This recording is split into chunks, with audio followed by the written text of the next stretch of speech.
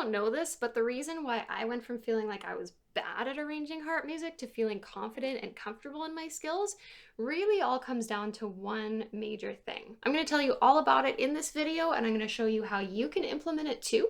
So you're going to want to make sure you stick around for the whole video. Now, before I do that, I'm going to quickly recap what I covered in the last two videos. So first, I introduced you to my arranging method, which I call the Foundational Arranging Toolbox. And I talked about why it's an easier, less stressful, and more fun way to arrange. And I also showed you exactly how you can start writing your own arrangements right away and make any song easier by breaking the song down to its core components. If you haven't watched the first two videos yet, make sure you do that right now because there's a lot of stuff you need to know in there. And especially the second video is going to make this video make a lot more sense. So, in my experience, the thing that holds most people back in their arranging, in their harp practice, or really any creative endeavor is that they're terrified of making something bad. They're so scared of that they either never make anything at all, or when they hit any kind of uncertainty, they get stuck and give up entirely. The reason it's scary is because we think like this. If I'm expressing myself and what I express is bad, what does that say about me? But I'm really excited today because I'm going to share something with you that really turned my thinking around and made my arranging process easier and more productive. And I don't think I've ever seen anyone else teaching this. I call it the what if experimentation method. Let me walk you through exactly how it works and how you can start using it today to open up new possibilities in your arranging and get free of the fear that's been holding you back. What it comes down to is this. It's really very simple. Instead of each note that you write needing to be the perfect, jaw-dropping final version of your arrangement, you're going to try several possibilities and treat each one as an experiment. You're going to ask, what if? And find out what happens. Think about a scientist. Funning aside, not thinking about that. When they run an experiment, the point isn't to prove their hypothesis correct. The point is to ask what happens when we try this and then find out the answer. They have a guess as to what the result might be, but they don't know and they don't conclude until they're done. And that's exactly how we need to approach arranging. As you learn more tools and strategies, you're going to wonder when and how to implement them, and some you'll have a pretty good idea, and others you're going to be unsure. And that is okay. Instead of getting scared when you're unsure, scared that it'll be bad, just ask, what if I tried that here? What will it sound like? And we don't need the answer to be that it sounds good. You just need to decide if you like it or not. And then you can choose if you want to keep it. Finding out what sounds bad, or really just what you don't like, is actually equally as useful as knowing what sounds good. Because to start with, we actually don't need the arrangement to sound good. That might sound counterintuitive, but we actually just need it to exist. We need it to come out of your brain and into the world so that we can try it and find out if we want to keep it or if we want to keep trying other options. So now I'm going to give you a little assignment so that you can try this out for yourself. So I want you to pull out the song and arrangement that we used in the last video where we simplified the left-hand part down to one note, just the first note in each measure. So again, I'm going to be using my arrangement of Beauty and the Beast. And what we're going to do this time is pick one other note from each measure to add to the left-hand part. You can go measure by measure doing this, or you can do a whole phrase at once. I'm probably going to go a whole phrase at once.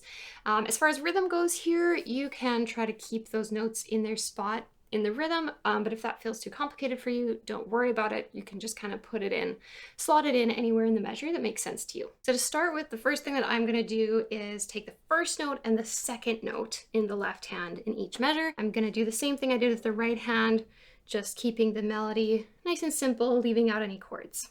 Okay, so here's the first and second note.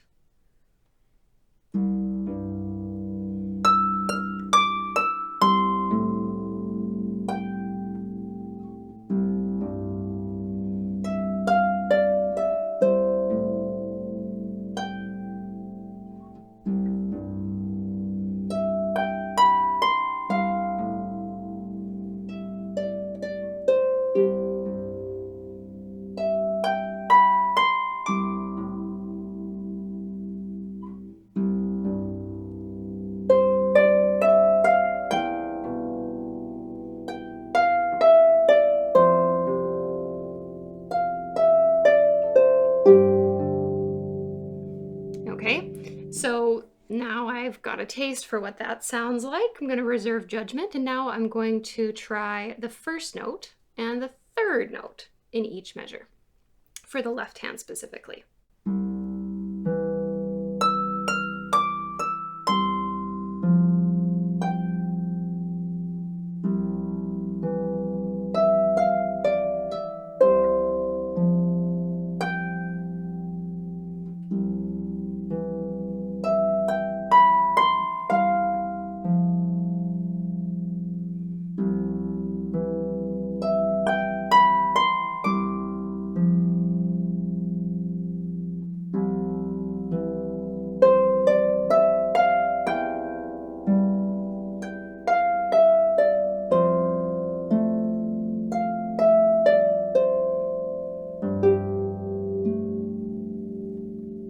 that last one sounds a little strange to me. I might have to think about what I'm gonna do there.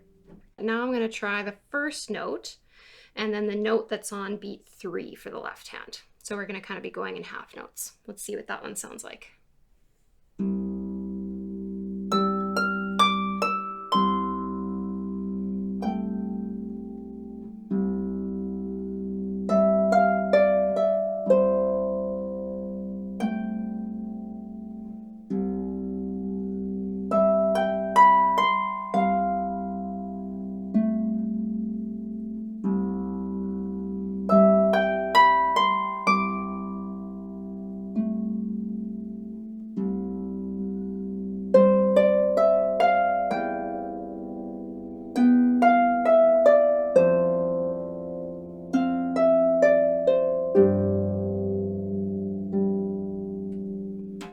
Right, so there's 3 different ways of doing it.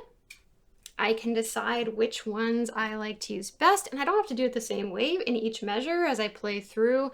I might decide that I want to mix and match. Maybe in one measure I'm going to go with the first 2 notes, and then I'll go with 1 and 3, and then I'll go with beat 1 and beat 3, that sort of thing. So you can really kind of just change it up depending on like what you like in each measure. May not be the same the whole way through the phrase. And what I think sounds good and what you think sounds good may not be the same thing, and that's totally fine, right? We want to remember that there's actually no right answer, because ultimately the only thing that actually matters is if you like it or not. That's the only rule. There's no rules except for that one. You figure out what you like. I hope that now that you've tried this, you can see how it takes the focus away from judgment and pressure, and instead we're focused on curiosity and experimentation, which really actually just takes fear out of the equation, and it gives us a way forward when we're feeling stuck.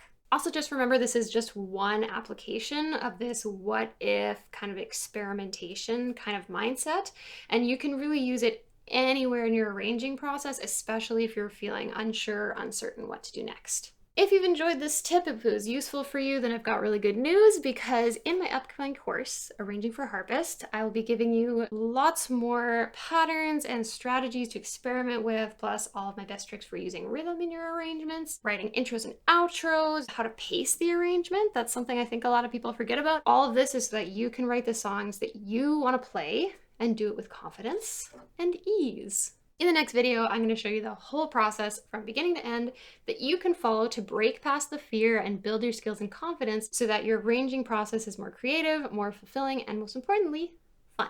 I'm going to show you every single step that you need to take, so make sure you're on the lookout for that next video, and thank you so much for watching. I'll see you then. Bye!